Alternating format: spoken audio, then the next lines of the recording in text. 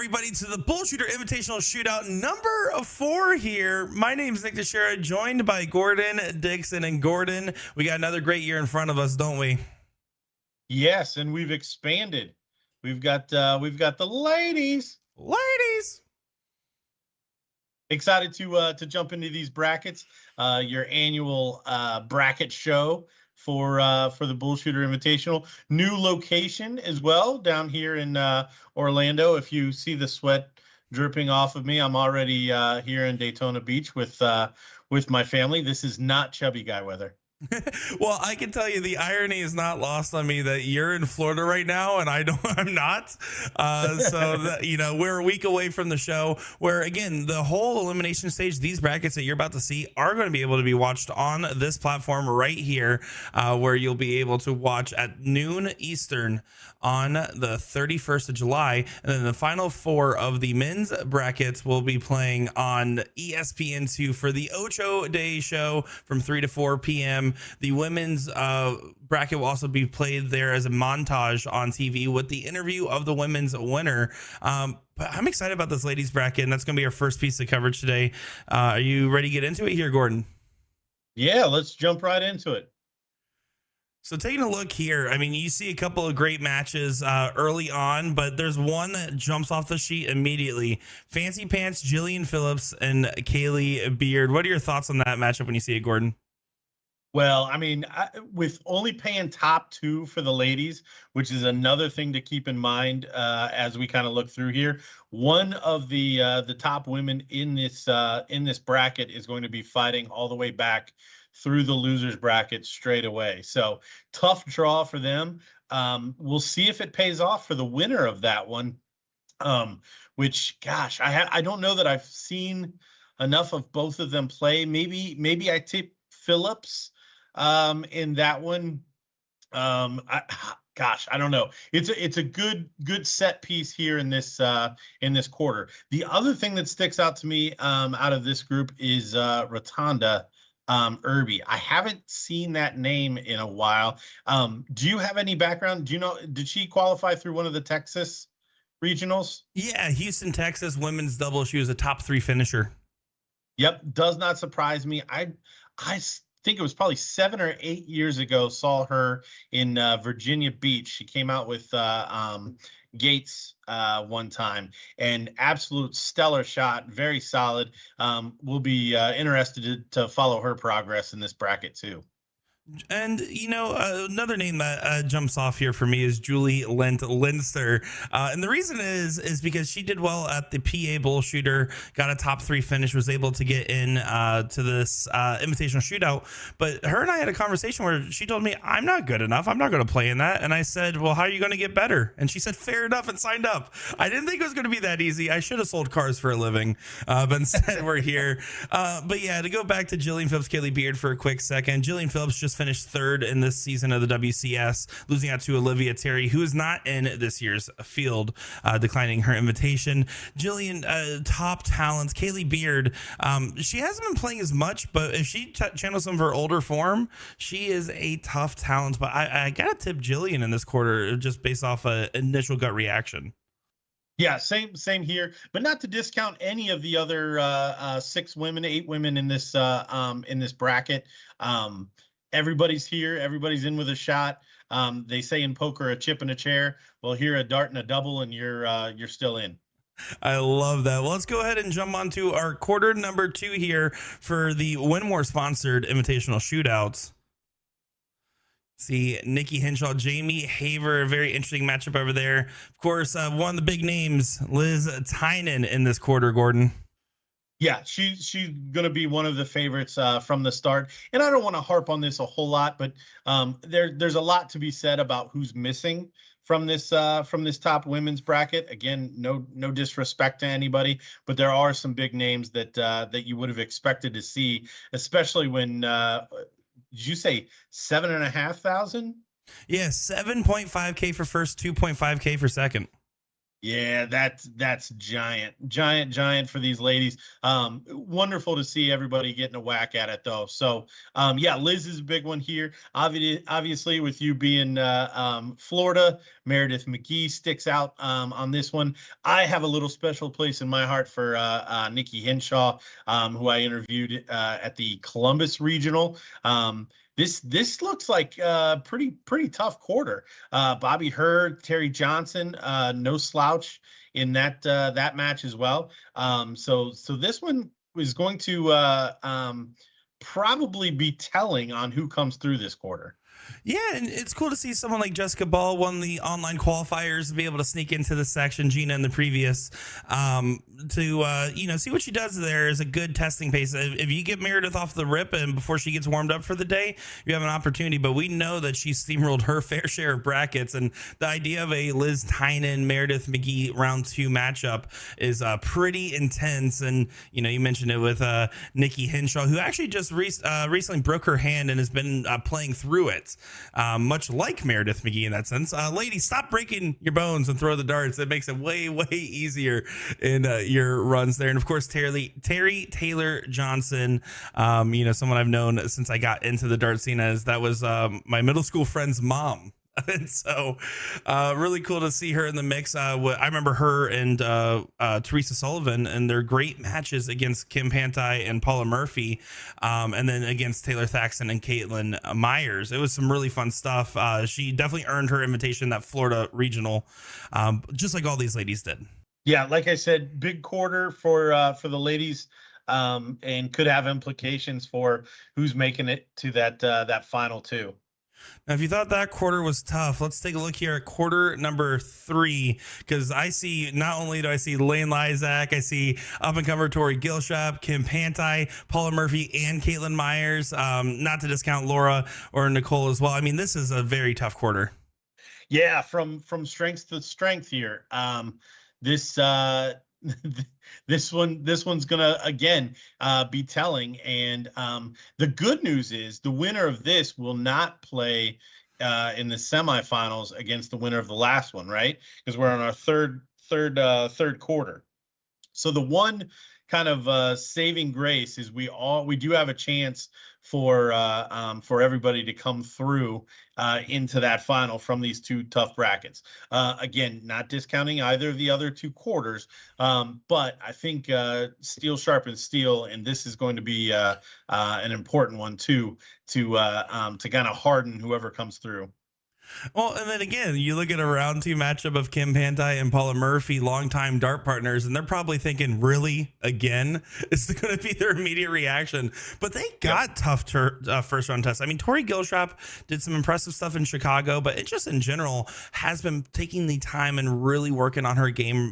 She's from the Indiana area. Our friend Sean Green talks about her a lot, and I've seen it now. She is very tough, and I think that'll be a good test for Kim early on. And Caitlin Myers, like I said, when her and Taylor Thaxton were playing together in Florida, it was just amazing to watch the chemistry that they had going, especially in the Friday night singles. There was a lot to love there. And of course, Paula Murphy. So an all Florida matchup at the bottom right hand there, and Blue Bonnet Lane Lysak, man. I mean, hard to discount her as well. Yeah, very consistent player.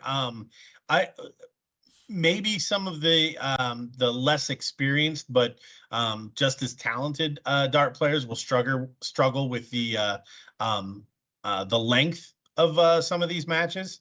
That could come into play, but a lot of them also have some CSS experience. So it'll be interesting to see how all of these ladies kind of deal with extended formats on both the winners and losers side. Yeah, best of 9 on that winners, all 501 splits, double out, just like the elite bracket as well.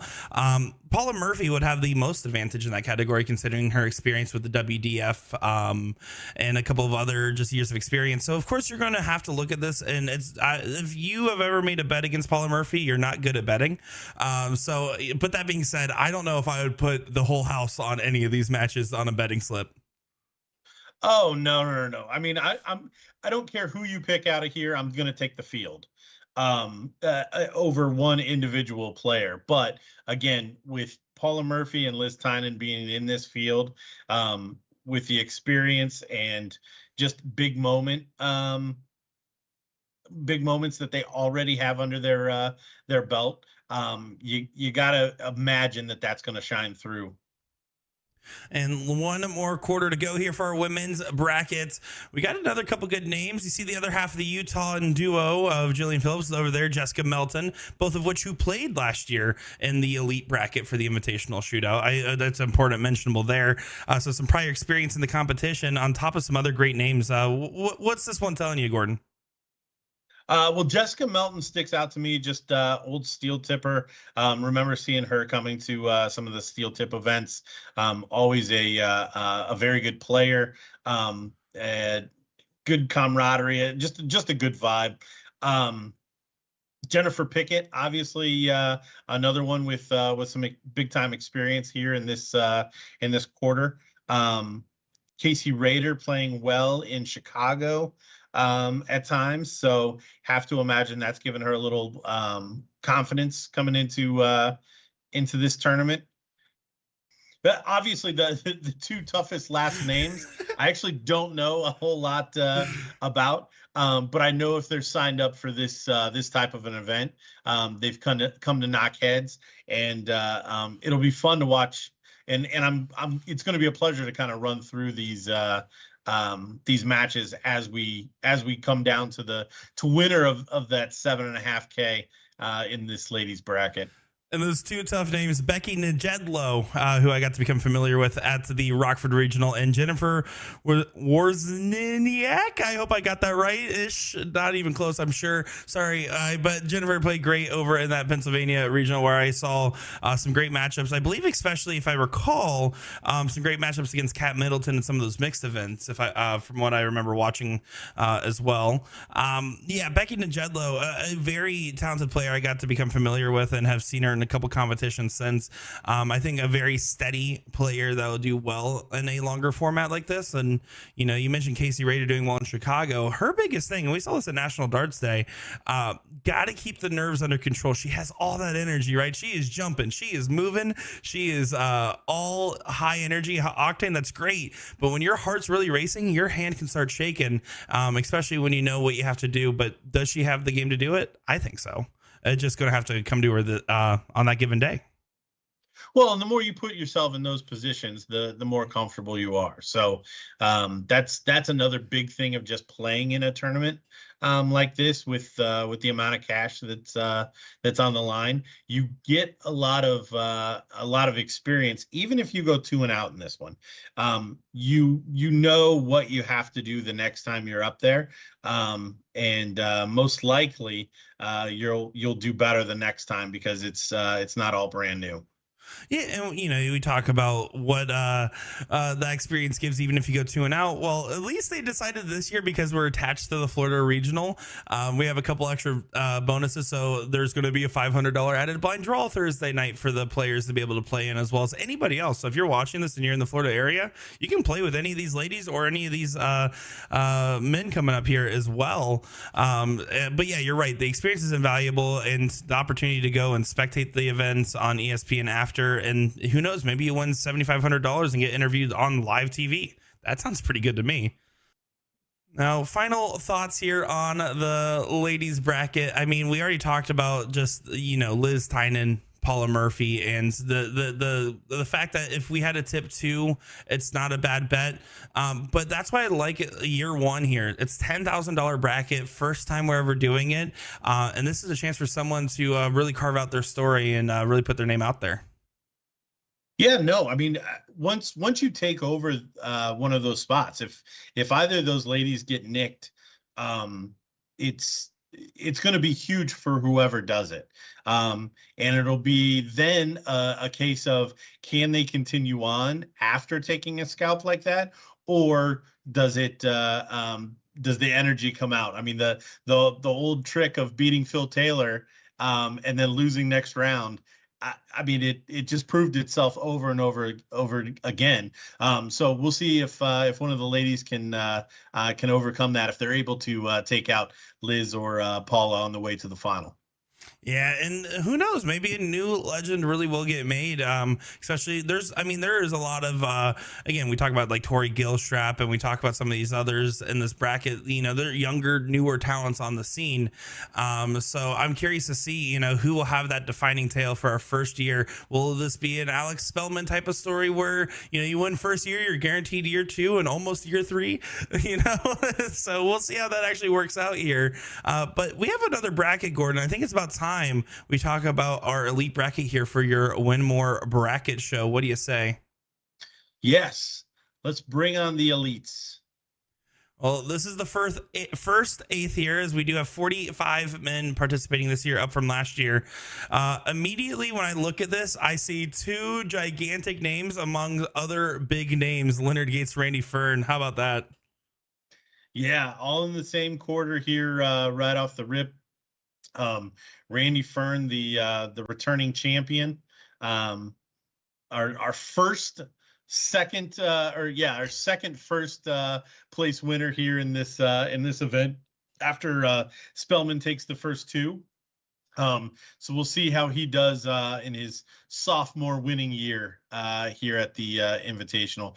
The other thing that jumped out to me is Scarborough and Dan Burke. The thing that I really like about that is both of those guys are going to come into it thinking that they can win, and those are some of the most fun matches because there's very rarely any drop in standard, because if somebody comes out and goes up 2-0, they're always going to feel like, or the other guy's always going to feel like they're still in it. So that's an exciting one, and then of course the prize for coming through a tough first round is Leonard Gates in this scenario. Yeah, right. You see Leonard Gates getting that bye, and that's tough. But Randy Fern and Leonard Gates might be the match that a lot of people will tip here for the round three. I gotta admit, you're spot on analysis for Scarborough Burke. They have that moxie and that confidence in their own game, if they start, and that's a great sparring match to get things going too, because you might go into that next round heated and get the jump on someone like a Leonard Gates who had a first round bye. Brett Hollanday getting a last second qualifier in is coming in with, hey, I'm playing with house money. I didn't expect to even get into this event. Gets in, has to play the champ, so you got to pay your dues, so to speak. And then Darren Dockenmeyer, a little bit of an X factor in this bracket, who came through the Chicago doubles event there for single A. So we'll see what he's able to do, especially with that first round advantage. It can be a blessing or a curse to not have to play that first match, and personally for me, I've always felt like it was a curse. Yeah, that's tough, and probably one of the only ways that we might see a Gates loss in the second round, but so comfortable on that soft tip board. This will be an exciting quarter to watch. And Dockenmeyer getting a free ride there in the first round may just be what he needs to kind of settle in. All of the kind of buzz of first rounds will be technically over, and maybe he'll be able to step up there and take on the winner of that Fern and Hollanday match. Well, no quarter is going to be easy in this bracket. I have to say, the second half of this first quarter here, with Ram Guevara's name being in the mix as well, makes this a particularly deadly section of the bracket. I mean, there's some other great names in here. Ryan Farrell, Edie, that we saw play against Chris Lim in the finals of the 13-inch Super Shoot. There's some good names in here, but man, Ram, Gates, and Randy Fern all in the same quarter is tough. Yeah. We talked about it on the women's side. We got a little separation between a couple of the big names that we saw there. Here, they are smashed in. They are paying, obviously, the top four make it to the show on Friday. But this is going to be tough because early on in that semifinal, where there's still some landmines to go through, one of those big names, especially from the last bracket, is going to be down there even sooner. So it'll be very interesting. But again, I like the distance of these these matchups, because even in the losers bracket, you've still got a little bit of time to get your feet back underneath you and win out. It's not like it drops down to best 2 out of 3, and it's a sprint. You still got a decent sized match to kind of settle in and try to overcome those. But somebody in this quarter is going to be very disappointed, and somebody's going to be disappointed. There's no other way to say that about it. Yeah, I know that's the truth, and everyone has the expectation of winning. I mean, a majority of these players think that I'm going to hold the $12,000 check at the end, and there's a couple that are saying I'm going to do this, take my lumps, and get the experience. But no matter what, it's going to be a tough trial. And again, Ryan Farrell, Edie, the way he was playing against Lim, that was the same time as the International Challenge. I was out there filming it. I got a chance to watch it. It was a very convincing 13-inch performance, and now I really want to see how that translates, because I think he's a little bit of a sleeper. I think there's a good chance we could see that Farrell Guevara round 3 matchup there.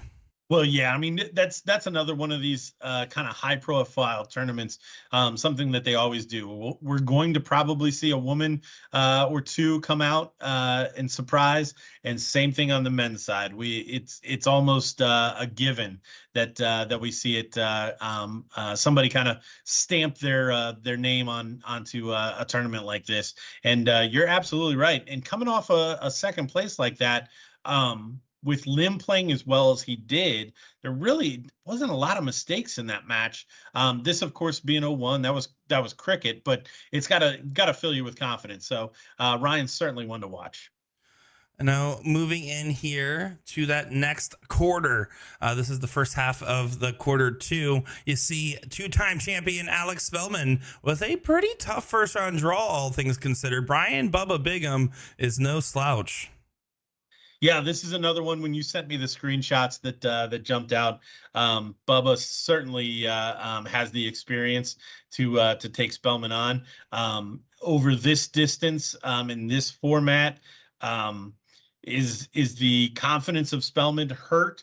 I know he's very vocal content creator as well. He's talked about his relationship with Soft Tip.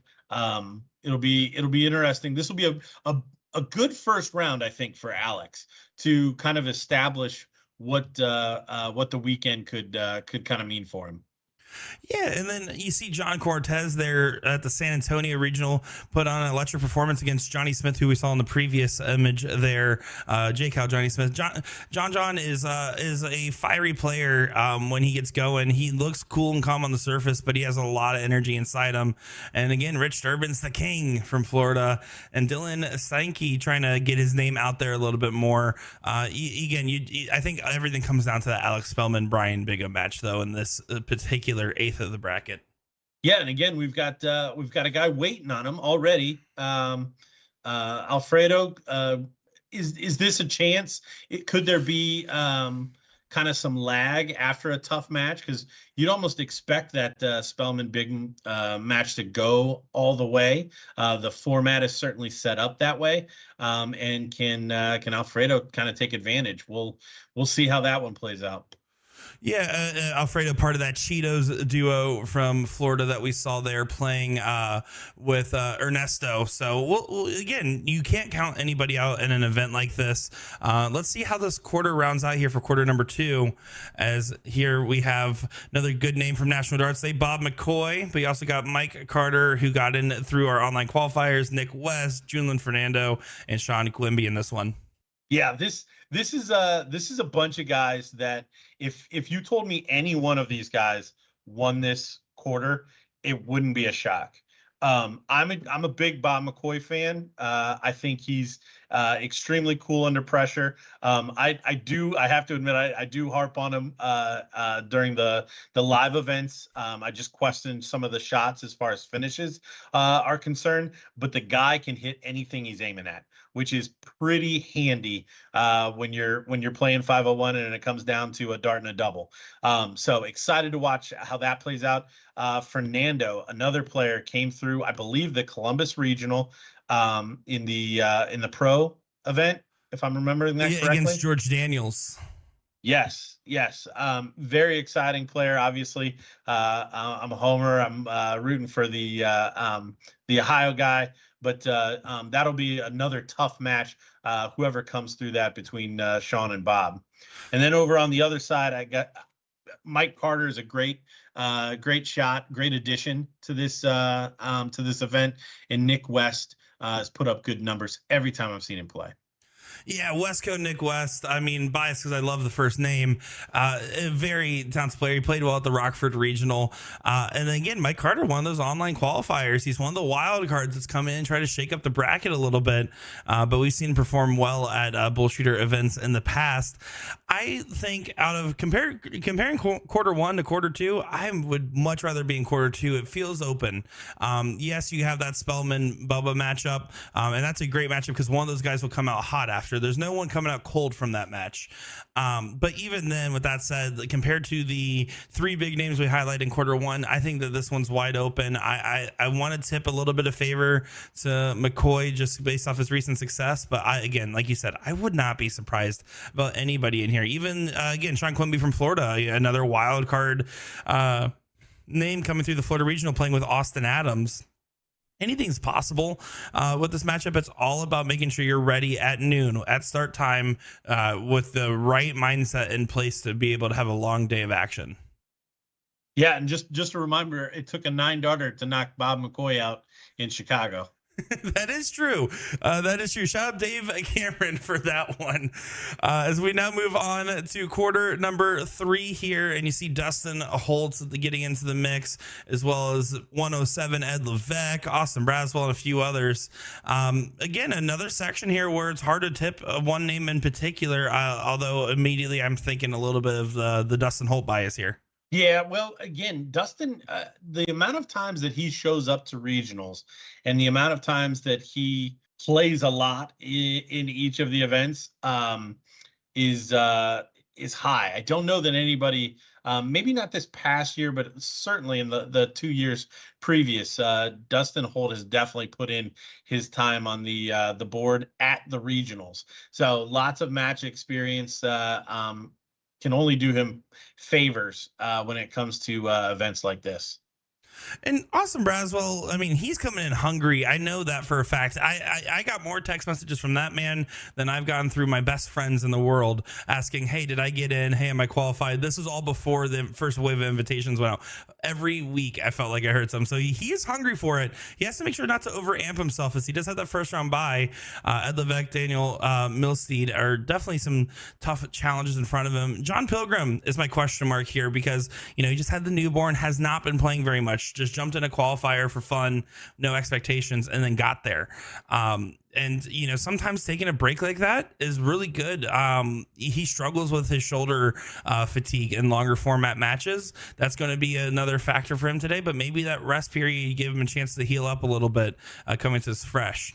Yeah, Ed Levesque would be the other one that I would watch here. Probably Holt, Austin, and then Ed. If I was doing a top 3 as far as this bracket is concerned, it'll be interesting to see who comes through that right side to face off against the winner of the left. I have to imagine that Holtz, again, just the distance that you have to play, the consistency that you have to have over the number of legs that you're going to be playing has to be high. And some of these guys have shown that they can do it, and some of the guys are trying to show us that they can. So it's gonna really come down to how they do on the day and can they keep it together. Then, of course, they had the other half of this quarter to get through as well with finalists top 4 from last year. Kevin Luke over in this section of the bracket. FKL getting at the last second of signups because, of course, Kevin Luke did that. And some other great names in this section of the bracket. I'm curious to see what you think here. Well, everybody's going to sleep on him, but John Liggett is a player. John will surprise a lot of players. So him getting a bye into Jason Watt, that's going to be the first time that I think Jason knows. So I don't think it's going to be a surprise to him. but that is a really, really good first round. On the other side, again, Kevin Luke getting the bye gives him a little bit more time to wait for that first match. And get sharp or maybe dull a little bit before that was a little Trumpish before that first match of his. But he's going to have a player coming in. Dees Jr. and Tyler are no slouch when it comes to this format. So be interesting to see how he handles that first round bye. Yeah, when I see Weehee and Jason Watt in the same general section here, I think, man, that third place match from San Antonio, Tyler Weehee missing on the big ton plus check in the last leg to win the match to get to the final against Jason Watt, where he missed by the most minute of distances. I mean, it was an incredible shot that just didn't connect. Jason Watt, of course, then goes on to have Ram Guevara throw a 9-darter against him, but that's neither here nor there. Yeah, a good section. I don't want to discount, Bobby, Tyler, and even John. I think that's a great nod there. I think John and Jason both coming off that first round bye immediately into round 2. It'll be a good test for both of them, because John could definitely be a little bit of a dark horse in a bracket like this. But part of me just keeps thinking, man, Watt is due. We saw him play against Leonard Gates in that Top Gun finals as well. There's a lot to really like about his game and his mentality towards the game right now. Oh yeah, 100%. What Luke is probably what you're looking at here, but this is if I'm a darts fan, this is the quarter that I'm watching. Well, if this is the quarter you're watching, I will say the first quarter we called a quarter of death, so to speak. Well, this is the 8th of doom going into our last quarter here, because you got George Daniels, Elliot Melk round 1. You got Mike Maloney sitting there on the other side. And then, of course, Jeremy Lee, Brad Porter, and Jesse Gore. But I mean, just those 3 names in this section alone is brutal. Oh yeah, not that it ever gets any easier. This one, maybe you call this a little bit more high profile with the players that are in there. I just think there's going to be a lot less anxiety between any of the players here. Everybody like Daniel's Milk. I don't mean that there's going to be like sparks or anything, but both of those guys are going to walk in there with their chest out, their head high, and looking to take it to nil. Is probably the way they're going to be approaching it. And Maloney again, same kind of thing, regardless of who comes through there. However, I would say that if Porter does, that's a little bit tougher of a matchup for Maloney, just because sometimes when you're more familiar with somebody, it's a little bit tougher. Yeah, and you're absolutely right by calling out the high profile nature when it comes like George Jones, Elliot Melk, and that goes with a lot of these names. Our knowledge scopes are only so deep, but the fact that Elliot Melk was Final Four last year, George Daniels, Team USA participant this year, over there in Chicago, just there's so much at stake in that first match. You feel Jesse Gore again on the rebound after a couple of years of a downturn in his game, looking to probably try to do a little bit of a mix up, trying to find something a little better for him. And then Mike Maloney, who has struggled to find a luck at this event, and he will be in the comment section right now of this live show, I assure you, probably saying something about how he always gets the worst draws, and that Elliot Melk's probably saying that George James is going to play like Phil Taylor, but we cannot really discount those points. And I'd love to see Jeremy Lee, Brad Porter there, because I think Brad getting in on the qualifier and Jeremy Lee getting in over at PA, I know Jeremy's particularly ecstatic for this opportunity, and he's just going to kind of play where the cards lie, and that's how you have to approach these mentally. Oh yeah, for sure. And anybody that comes through a Pennsylvania regional for a qualifier had a long day. So I keep talking about the distance and the amount of darts that you're going to be throwing in order to come through this. Any Pittsburgh qualifier knows what a long day of darts is. I've been to Pittsburgh and played in the BullShooter years ago, and I can tell you I never knew what the long days were, because I always went 2 and out. Let's go here. We have one section left. This will round out our fourth quarter here. This one, I think, out of all the sections we've seen so far, I think this is the most up for grabs out of all of it, although Trevor will tell you he's going to take it himself after his match against Mike Maloney the other day. Yeah, I'm excited to watch Timmy Bagley play. He's another one of those. I can't remember North or South Carolina. Had some health problems.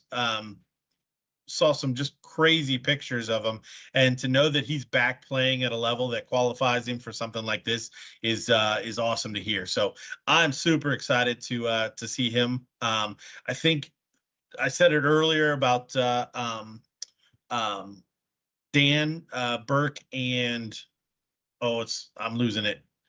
Oh no, no, no, no. Mike Scarborough. There you go. I got you. Mike Just in Scarborough. time. That both of those guys are going to come into that match thinking that they can win.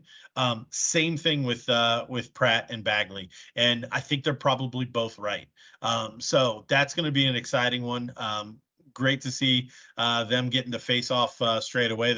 Somebody's going to move into that quarterfinal, and then yeah, Trevor playing well recently, so probably the favorite on the left-hand side.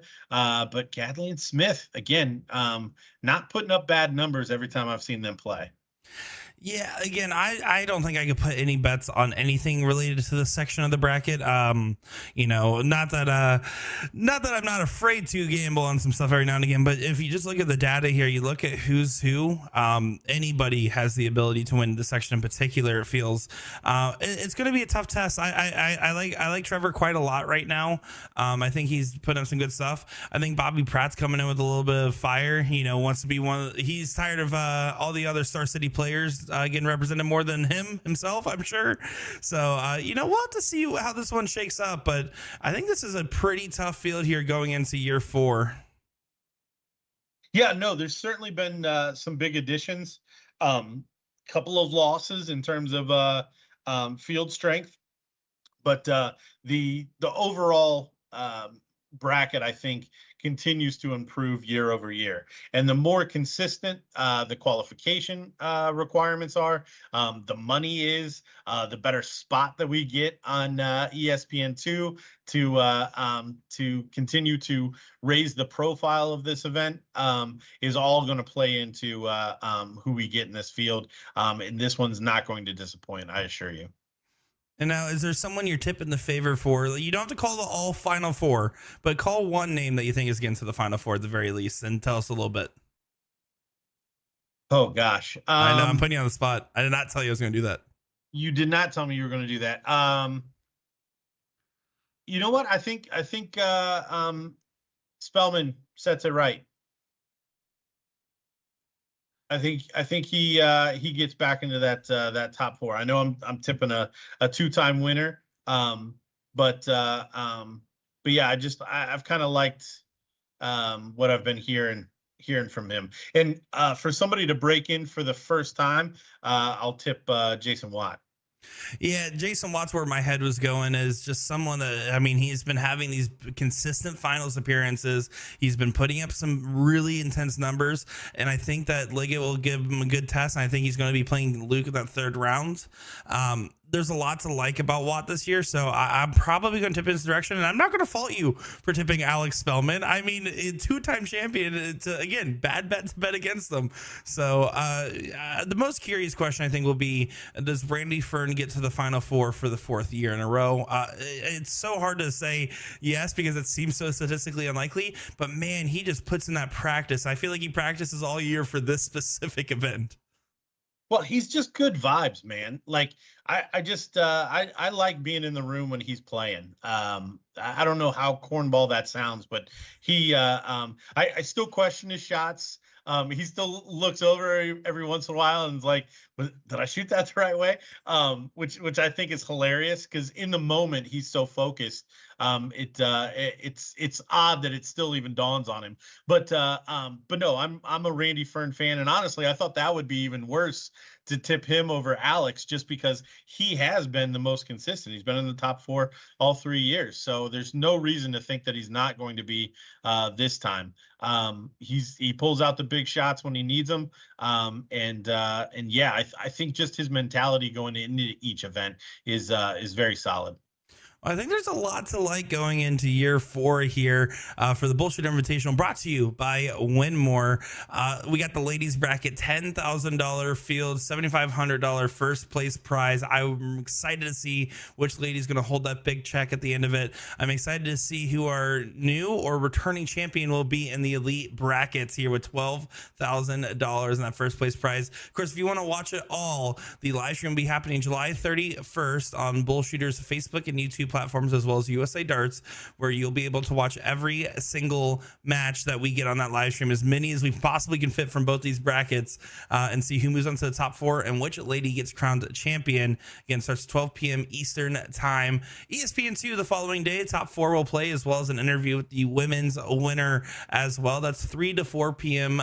Eastern time, where you'll get to see some great stuff and some mediocre commentary, except for Evan. He's going to do great. He always is great. No, but Gordon, thanks for your time here, man. I'm excited, and thanks for everyone tuning in. As let's give hats off and a round of applause one more time for these players.